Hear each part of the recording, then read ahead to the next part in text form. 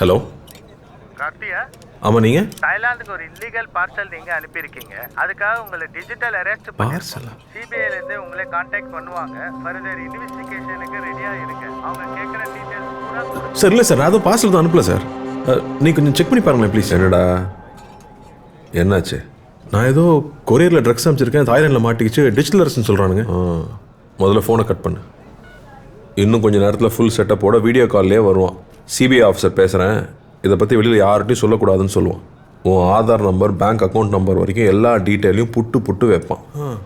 Scam called அது. Scam. இந்த மாதிரி சிபிஐலேருந்து பேசுகிறோம், அமலாக்கத்துறையிலேருந்து பேசுகிறோன்னு சொல்லுவாங்க.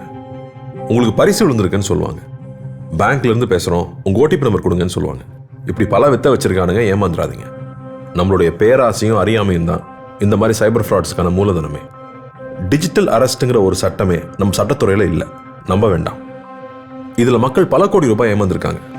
இதில் ஏமாந்தவங்க சின்னவங்க பெரியவங்க, படித்தவங்க படிக்காதவங்கன்ற பேதமே இல்லை. வீட்டில் இருக்கிற எல்லாரையும் எஜுகேட் பண்ணுங்க, முக்கியமாக பெரியவங்க. Let's build a safer digital world.